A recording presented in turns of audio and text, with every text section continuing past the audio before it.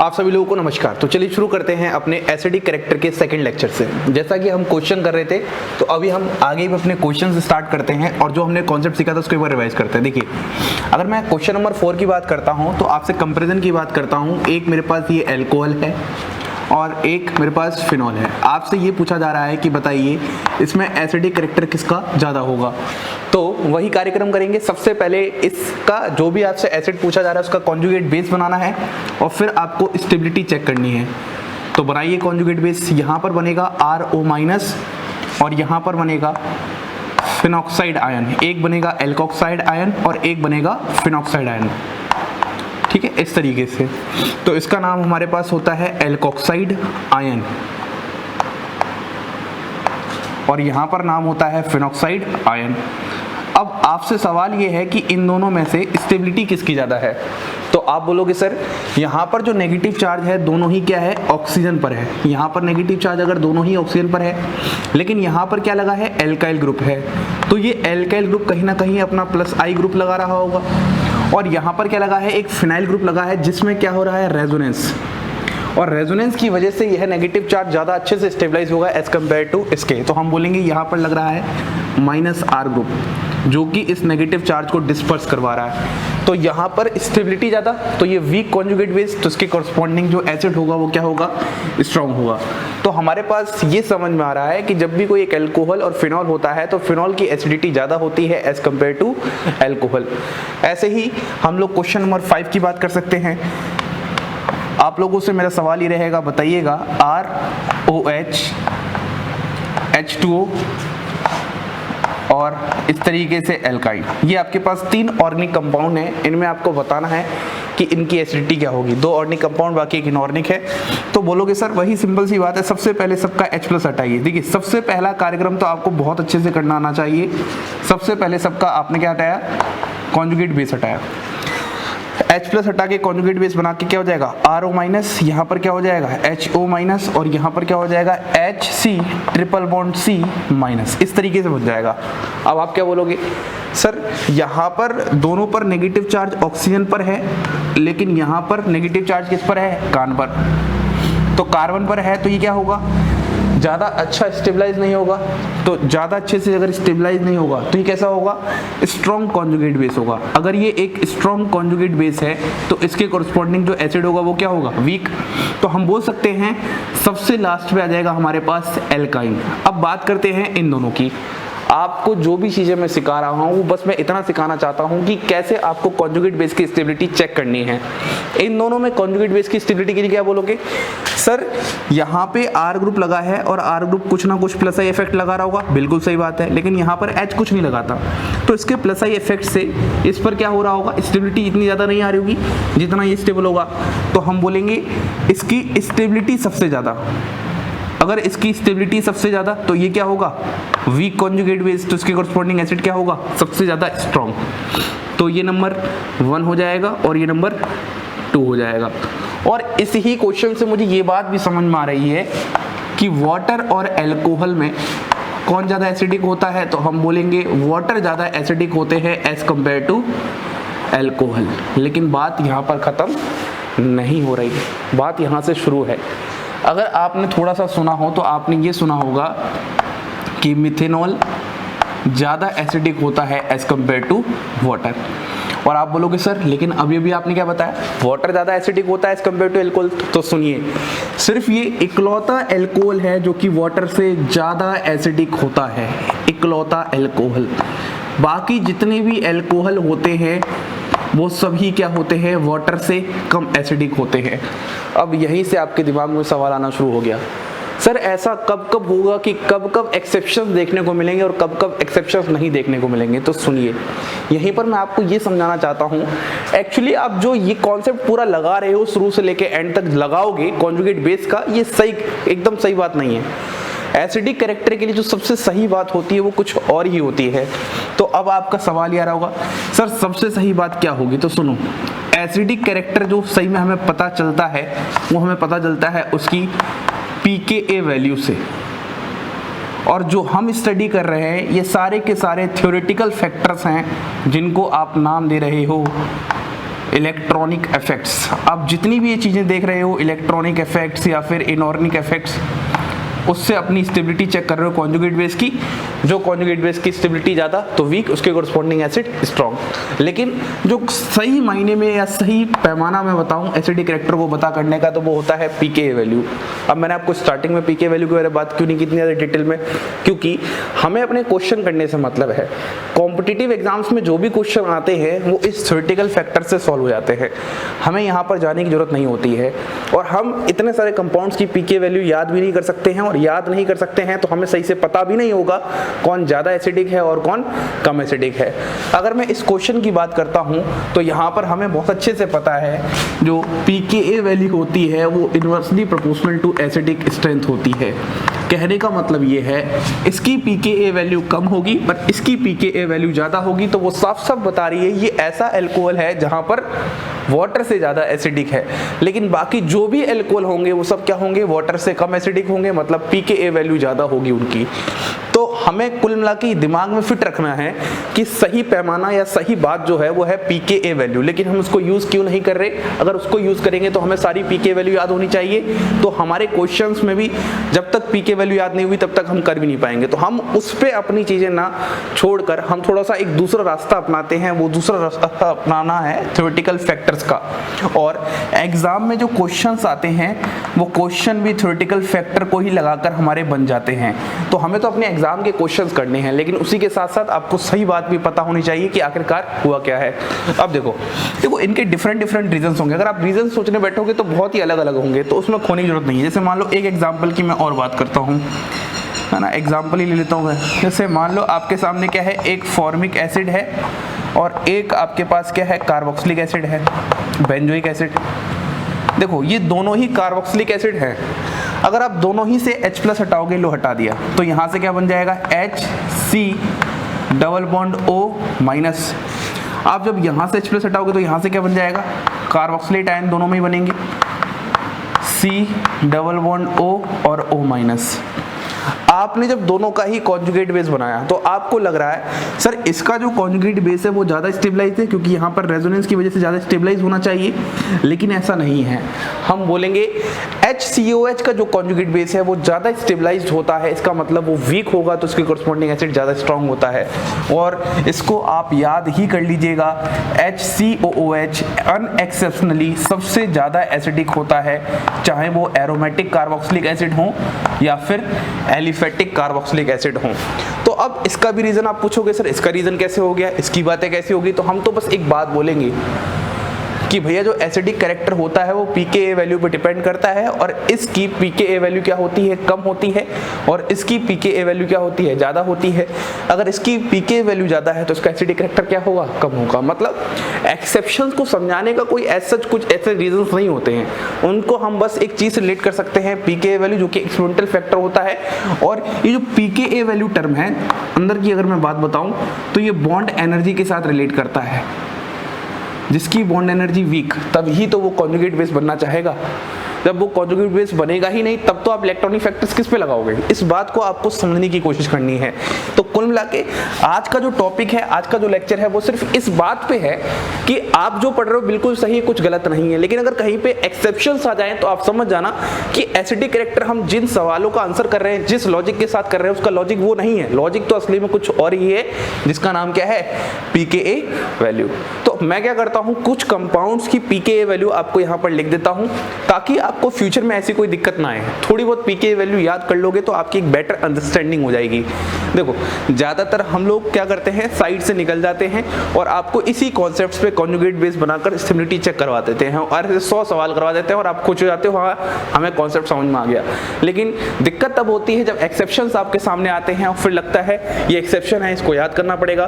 तो तब के लिए मैं आपको अभी से तैयार करता हूँ, pKa वैल्यू लिखता हूँ और आप खुद ही बता सकते हो कौन एसिडिक ज़्यादा है और कौन एसिडिक कम है। इसीलिए एक लाइन बोल सकते हैं, एसिडिक जो है सो है और जो नहीं है सो नहीं है। सिंपल सा पॉइंट ये है मेरा कि आपके आने से कोई एसिडिटी में चेंज नहीं हो रहा। आप उसको पढ़ रहे हो तो वो रातों रात में ये जो है एसिडिक वो तो पहले से ही है। आप तो ये बता रहे हो कि वो एसिडिक है तो क्यों एसिडिक है, अपने कुछ इलेक्ट्रॉनिक फैक्टर्स कुछ बातें बता के बता रहे हो। तो चलिए हम pKa वैल्यू की थोड़ी सी बात करते हैं। तो ये है हमारे पास कुछ pKa वैल्यूज कंपाउंड्स की, आपको याद नहीं करनी, आपको यहाँ से बस ऑब्जर्वेशन निकालना है कि यहाँ पर ये pK वैल्यू बताती क्या है। तो मैंने आपको बता रखा है जहाँ पर pKa वैल्यू ज़्यादा होती है वहाँ पर एसिडिक स्ट्रेंथ कम होती है। तो अब देखो, सबसे पहले अगर आप देखोगे तो ये SbF6 है, इसको सुपर एसिड कहते हैं हम लोग। क्या कहते हैं? Super acid.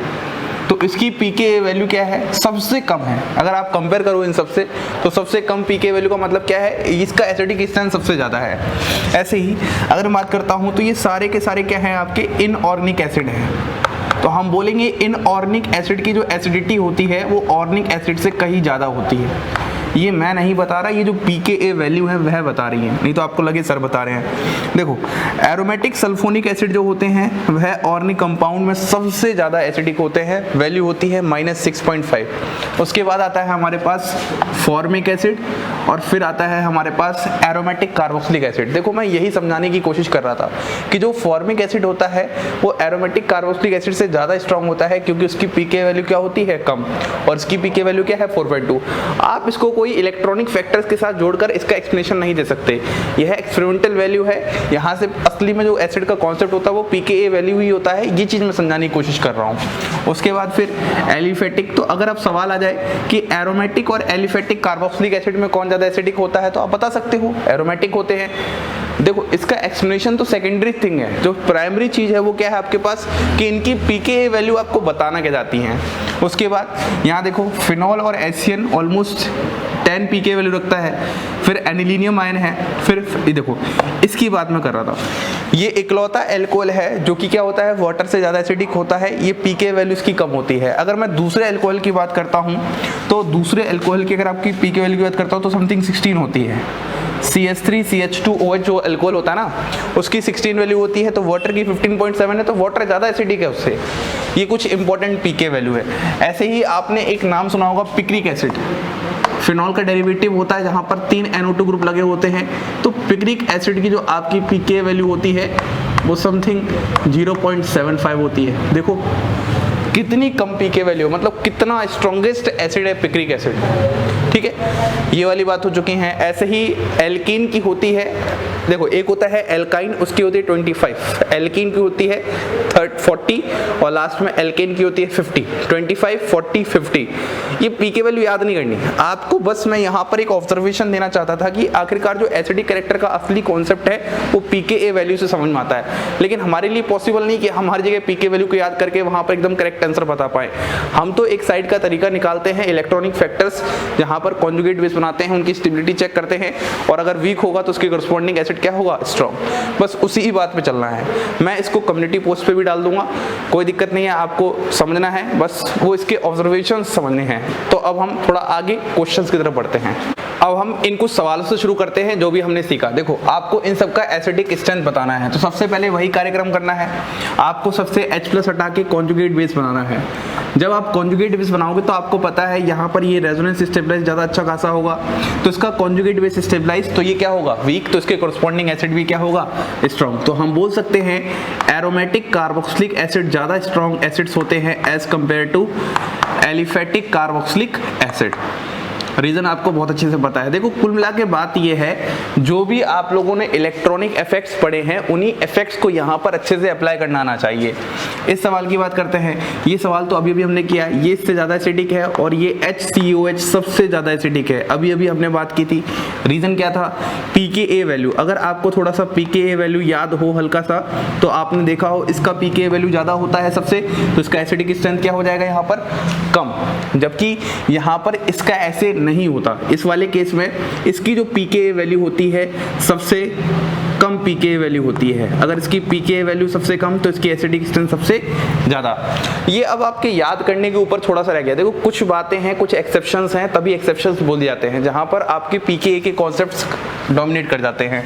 अगर मैं इस वाली बात करता हूँ इन सब की, तो आपको सबसे पहले क्या देखना, देखो HCOH और CH3COH तो हम बोलेंगे इन दोनों में तो एसिडिक ही है, लेकिन अब यहाँ पर आपने इलेक्ट्रॉन विड्रॉइंग ग्रुप लगा दिया। बहुत ध्यान से समझना, बहुत इंपॉर्टेंट बात बता रहा हूँ। यहाँ पर आपको लगेगा सबसे ज़्यादा एसिडिक ये है, लेकिन इस इलेक्ट्रॉन विड्रॉइंग ग्रुप लगा देने से इसका जो pKa वैल्यू है, आपको थोड़ा सा मैं समझाने के लिए बता देता हूँ, 2.86 है। जो कि इससे भी कम है, तो आप बोलोगे सबसे ज़्यादा एसिडिक ये है, उसके बाद एसिडिक ये है और लास्ट में एसिडिक ये है। अब आप बोलोगे सर ऐसी पीके वैल्यू हम कहाँ तक याद रखेंगे, तो आपको याद नहीं रखना, आपको तो कॉन्सेप्ट समझना है। जब भी इलेक्ट्रॉन विड्रॉइंग ग्रुप होते हैं वो एसिडिक स्ट्रेंथ इंक्रीज करते हैं, और जब भी इलेक्ट्रॉन डोनेटिंग ग्रुप होते हैं वो एसिडिक स्ट्रेंथ डिक्रीज करते हैं। तो आपका जो ये कंपैरिजन था HCOH का वो इन दोनों के साथ था। अगर इन दोनों में किसी प्रकार का भी चेंज कर दूं और कोई ग्रुप लगा दूं, अगर वो ग्रुप इलेक्ट्रॉन विड्रॉइंग ग्रुप हो तो इससे पक्का एसिडिक स्ट्रेंथ बढ़ जाएगी, और अगर कम हो तो फिर कम होने में तो हमें कोई दिक्कत है ही नहीं। इस सवाल की बात करते हैं। तो सबसे पहले आपने क्या किया, इसका कॉन्जुगेट बेस बनाया नेगेटिव, कॉन्जुगेट बेस बनाया नेगेटिव, कॉन्जुगेट बेस बनाया नेगेटिव। अब आप ये देखिए जो फ्लोरीन है वो फ्लोरीन कैसा इफेक्ट लगाता है, -I, तीनों ही पर फ्लोरीन है, -I, -I। मैंने आप सभी को एक बात बताई थी, जब भी सेम नेचर होता है तो उसके लिए हमेशा सबसे पहले क्या देखते हैं, DNP। सबसे पहले चेक करते हैं डिस्टेंस, फिर नंबर और फिर पावर।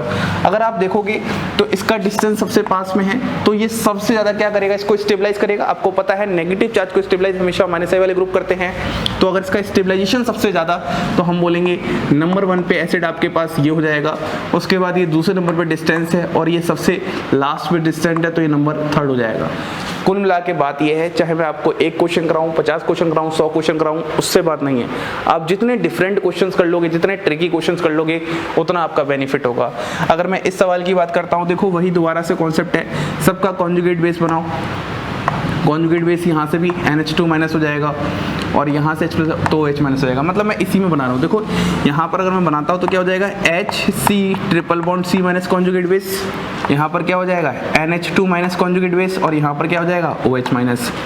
यहाँ पर कार्बन पर नेगेटिव है, यहाँ पर नाइट्रोजन पर नेगेटिव है, यहाँ पर ऑक्सीजन पर नेगेटिव है। आपको पता है ऑक्सीजन पर नेगेटिव सबसे ज़्यादा स्टेबलाइज होता है, तो इसके कोरस्पॉन्डिंग एसिड सबसे ज़्यादा स्ट्रांग हो जाएगा। आप ध्यान से यहाँ पर देखिए, यहाँ पर कार्बन पर नेगेटिव है, यहाँ पर नाइट्रोजन पर है, लेकिन ये sp3 हाइब्रिडाइज्ड है और ये sp हाइब्रिडाइज्ड है, और हमें अच्छे से पता है कार्बन sp की इलेक्ट्रोनेगेटिविटी नाइट्रोजन sp3 से ज़्यादा होती है, तो ये गलती नहीं करनी है। तो यहाँ पर ये ज़्यादा एसिडिक होगा, तो ये नंबर 2 हो जाएगा और ये नंबर 3 हो जाएगा। ये बहुत अच्छा कॉन्सेप्ट है जो कि मैंने आपको स्टार्टिंग लेक्चर में ही बताया था। अगर मैं लास्ट क्वेश्चन की बात करता हूँ, तो सबसे पहले इनके कोरस्पॉन्डिंग आपको कॉन्जुगेट बेस बनाना है, HO-, यहाँ पे फिनॉक्साइड आयन बन जाएगा O-, और यहाँ पर बन जाएगा C-। अगर अब आप कंपेयर करोगे तो O- और O- हम बोलेंगे इन दोनों की एसिडिटी ज़्यादा होगी इस कंपेयर टू इसके, तो आप इसको तो नंबर 3rd कह दोगे एसिडिटी में, और यहाँ पर इन दोनों में बताओगे तो यहाँ पर क्या है, रेजोनेंस स्टेबलाइजेशन है, जिसकी वजह से यहाँ पर ये नंबर 1 हो जाएगा और ये नंबर 2 हो जाएगा। तो बात कुल मिला के बस इतनी सी है। आप एसिडिक स्ट्रेंथ अगर पढ़ रहे हो तो आपको कॉन्जुगेट बेस बनाना आना चाहिए, और कॉन्जुगेट बेस पर जितने भी माइनस वाले ग्रुप होते हैं वो उसकी एसिडिक स्ट्रेंथ इंक्रीज करते हैं, जितने भी प्लस वाले होते हैं वो डिक्रीज करते हैं। आपको यही पहचानना आना चाहिए कि वहाँ पर इलेक्ट्रॉन विड्रॉइंग ग्रुप है कि इलेक्ट्रॉन रिलीजिंग ग्रुप है। अगर आपने इतना कर लिया तो आपका कोई भी एसिडिक स्ट्रेंथ का क्वेश्चन गलत नहीं हो सकता। चलिए और कुछ क्वेश्चन प्रैक्टिस करते हैं। अब हम शुरू करते हैं एक और क्वेश्चन के साथ। देखिए क्वेश्चन क्या है आपके पास, मैं एक लिखता हूं आपके पास कार्बोक्सिलिक एसिड RCOOH, और एक लिखता हूं मैं आपके पास फिनॉल। आप लोग यहां पर मुझे बताइएगा इन दोनों में एसिडिक स्ट्रेंथ कितनी ज़्यादा। तो आप वही दोबारा सुनिए ध्यान से। सबसे पहले कॉन्जुगेट बेस बनाइए। जब आप यहां से इसका कॉन्जुगेट बेस बनाएंगे तो क्या बन जाएगा, RC_O और यहाँ पर O-। जब आप इसका कॉन्जुगेट बेस बनाएंगे तो क्या बन जाएगा, यहाँ पर फिनॉक्साइड आयन। तो इस तरीके से आपने कॉन्जुगेट बेस बना लिया। अब आपको इस पर नेगेटिव चार्ज की स्टेबिलिटी चेक करनी है। तो देखिए यहाँ पर जब आप रेजोनेटिंग स्ट्रक्चर इसका ड्रॉ करोगे तो इस तरीके से रेजोनेटिंग स्ट्रक्चर बन जाएगा, और यहाँ पर क्या बनेगा, RCO-O। अगर आप थोड़ा सा रेजोनेंस सही से पढ़ा है तो आप बोलोगे सर ये कैसे हैं, इक्विवेलेंट रेजोनेटिंग स्ट्रक्चर हैं। ये कैसे हैं, इक्विवेलेंट रेजोनेटिंग स्ट्रक्चर्स। अगर ये इक्विवेलेंट रेजोनेटिंग स्ट्रक्चर्स हैं तो आप बोलोगे सर ये सबसे ज़्यादा स्टेबलाइज्ड रेजोनेटिंग स्ट्रक्चर्स होते हैं, क्योंकि यहाँ पर जो चार्ज है वो सेम एटम पे आ रहा है। पहले भी ऑक्सीजन था, बाद में भी ऑक्सीजन पे आ रहा है। लेकिन जब आप इसका रेजोनेटिंग स्ट्रक्चर ड्रॉ करोगे तो कैसे बनेगा, देखो यहाँ पर O- जाएगा, यहाँ पर फिर कार्बन पर नेगेटिव आएगा। तो इस तरीके से आपके पास इसके पास डिफरेंट रेजोनेटिंग स्ट्रक्चर बन जाएंगे। बनाते जाओ ऐसे इस तरीके से। तो ये आपके पास फिनॉक्साइड आयन के रेजोनेटिंग स्ट्रक्चर्स होंगे, यहाँ पे नेगेटिव, यहाँ पर डबल बॉन्ड हो, और फिर कुछ ऐसा। अगर आप जरा ध्यान से देखोगे तो कार्बोक्सिलेट आयन में इतने ज़्यादा रेजोनेटिंग स्ट्रक्चर नहीं थे जितने ज़्यादा फिनॉक्साइड आयन में है। तो यहाँ से एक बहुत बेहतरीन क्वेश्चन बनता है कि फिनॉल का फिनॉक्साइड आयन के पास ज़्यादा रेजोनेटिंग स्ट्रक्चर्स होते हैं, उसके बावजूद ये कम एसिडिक है as compared to carboxylate acid. तो देखो हम ये बोलेंगे कि यहाँ पर जो ये कार्बोक्सिलेट आयन, इसका नाम क्या होता है, कार्बोक्सिलेट आयन फॉर्म हुआ है, उसका जो रेजोनेंस स्टेबलाइजेशन है वो due to equivalent resonating structure है, जबकि यहाँ पर इक्विवेलेंट रेजोनेटिंग स्ट्रक्चर नहीं है क्योंकि पहले ऑक्सीजन पर नेगेटिव था, फिर किस पर आ गया, कार्बन पर नेगेटिव। तो हम इनको इतना इफेक्टिव रेजोनेंस नहीं मानेंगे, इसीलिए इसका कॉन्जुगेट बेस इतना ज़्यादा स्टेबलाइज नहीं होगा जितना ज़्यादा इसका स्टेबलाइज होगा। तो हम बोलेंगे यहाँ पर कॉन्जुगेट बेस ज़्यादा स्टेबलाइज है due to equivalent resonating structure, तो ये वीक होगा, इसके कॉरस्पॉन्डिंग एसिड क्या होगा, स्ट्रॉन्ग। इसीलिए carboxylic acid are much stronger acids than phenol. बहुत इंपॉर्टेंट क्वेश्चन है, एनसीईआरटी का क्वेश्चन है और पूछा जाता है कि फिनॉक्साइड आयन के बहुत सारे रेजोनेटिंग स्ट्रक्चर्स होने के बावजूद ये वीक एसिड क्यों है। इसके बाद हम अगले क्वेश्चन की तरफ बढ़ते हैं। अगला क्वेश्चन है हमारे पास, ले लेते हैं alcohol CH3 CH2OH, CH3 CH3OH, CH3C CH3 और यहाँ पर OH। आपको बताना है एसिडिक कैरेक्टर। तो आप बोलोगे सर सबसे पहले क्या करो, इनसे आप H+ हटा के O नेगेटिव बनाओ। अब आप देखो कि सबसे ज़्यादा स्टेबलाइज्ड कॉन्जुगेट बेस कहाँ है। तो अगर आपको थोड़ा सा याद हो, मैंने इसका एक्सप्लेनेशन आपको इंडक्टिव इफेक्ट में अच्छे से दिया था कि इन तीनों ही कॉन्जुगेट बेस में सबसे ज़्यादा स्टेबलाइज कहाँ होगा।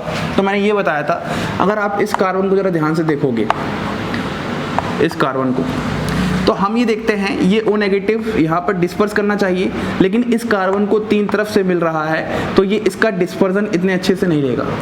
इस कार्बन को दो तरफ से मिल रहा है तो इसका डिस्पर्जन इतने अच्छे से इसके मुकाबले तो ले लेगा, लेकिन ये यहाँ से बहुत अच्छे से डिस्पर्जन ले सकता है बिकॉज इसको एक तरफ से मिल रहा है। तो इस बात को आपको बहुत अच्छे से समझना है, क्योंकि इस कार्बन पर यहाँ से ज़्यादा नहीं मिल रहा तो इसके डिस्पर्जन को अपनी तरफ खींच सकता है। और ये नेगेटिव चार्ज जितना ज़्यादा फैलेगा, आपको मैं हर बार यही बोलता हूँ कि नेगेटिव चार्ज के आपको फैलाव को देखना है, जितना ज़्यादा फैलेगा उतना ज़्यादा कॉन्जुगेट बेस स्टेबलाइज्ड होगा और वहाँ पर एसिड भी क्या हो जाएगा, स्ट्रॉन्ग हो जाएगा। तो हम बोलेंगे सबसे ज़्यादा स्ट्रॉन्ग एसिड ये होगा, उसके बाद ये होगा, उसके बाद ये होगा। अगर मैं एक और क्वेश्चन आपसे पूछूं, मुझे बताइएगा कि यहाँ पे आपके पास में एक ऐसा कंपाउंड बना रहा हूँ और यहाँ पर मैं दर्शाता हूँ HA और यहाँ पर मैं दर्शाता हूँ HB। आपको ये बताना है इन दोनों में ज़्यादा एसिडिक कौन है। एक तो HB है और एक HA है। आप बोलोगे सर दोनों से हटा के कॉन्जुगेट बेस बना लो। अगर मैं दोनों से हटा के पहले एक बार कॉन्जुगेट बेस बनाता हूँ यहाँ पर, तो आप ज़रा ध्यान से देखिएगा, यहाँ पर एक नेगेटिव आ जाएगा और यहाँ पर एक नेगेटिव हो जाएगा। अब आप देखो जब H+ हटाया तो दोनों का नेगेटिव चार्ज स्टेबलाइज कहाँ है। आप बोलोगे सर ये वाला नेगेटिव चार्ज यहाँ पर रेजोनेंस स्टेबलाइज है, मतलब हम बोलेंगे ये नेगेटिव चार्ज क्या है, रेजोनेंस स्टेबलाइज। तो अगर हमारे पास ये नेगेटिव रेजोनेंस स्टेबलाइज है तो यहाँ पर कॉन्जुगेट बेस कैसा है, वीक, तो इसके कॉरस्पॉन्डिंग एसिड कैसा होगा, स्ट्रॉन्ग। लेकिन ये वाला नेगेटिव चार्ज रेजोनेंस स्टेबलाइज नहीं है, यहाँ पर किसी प्रकार का भी कोई रेजोनेंस नहीं है। यहाँ पर सिर्फ क्या लग रहा होगा, इस C डबल बॉन्डो का -I इफेक्ट लग रहा होगा। लेकिन हमें अच्छे से पता है resonance is much powerful effect than inductive effect. तो हम बोलेंगे सर HA ज़्यादा एसिडिक होगा देन HB। बहुत अच्छे क्वेश्चंस हैं ये सारे के सारे, जो आपके कॉन्सेप्ट्स को और थोड़ा क्लियर करेंगे। तो अब इसी सीरीज में हम और कुछ क्वेश्चंस को प्रैक्टिस करते हैं।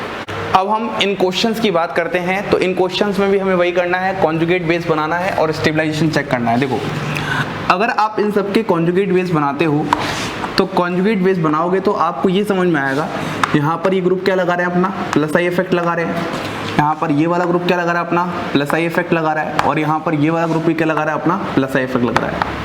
हमें एक बात बहुत अच्छे से पता है, जो +I इफेक्ट ग्रुप लगाते हैं वो वहाँ पर एसिडिक स्ट्रेंथ डिक्रीज कर देते हैं।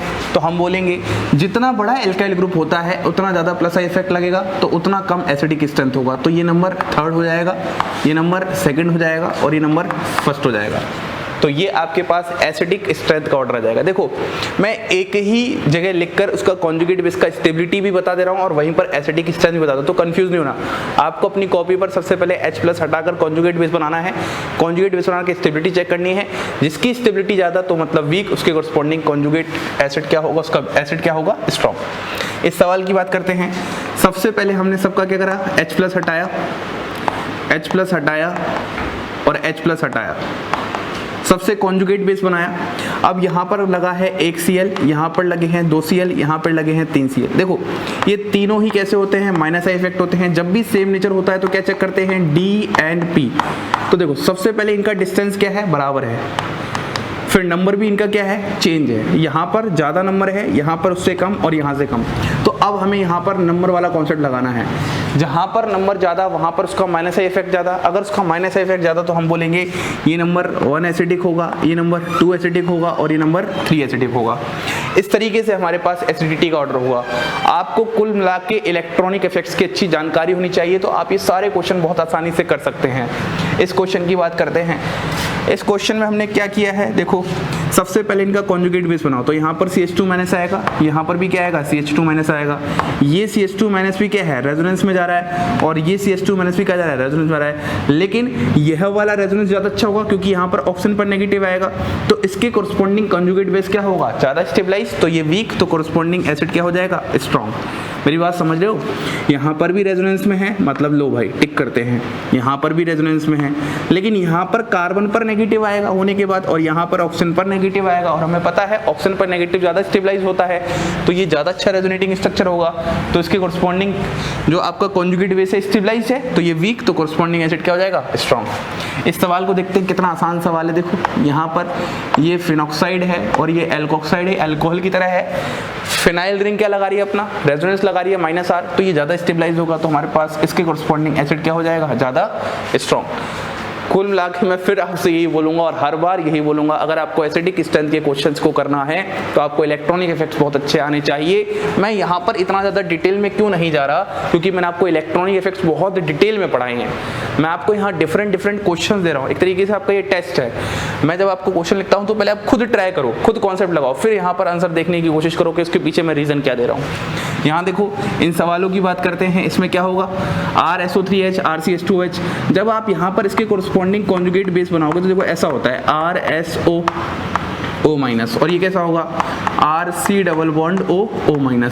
तो देखो यहाँ पर आपके पास कितने 3 इक्विवेलेंट रेजोनेटिंग स्ट्रक्चर्स बनेंगे, ठीक है, और यहाँ पर आपके कितने बनेंगे, 2 इक्विवेलेंट रेजोनेटिंग स्ट्रक्चर बनेंगे।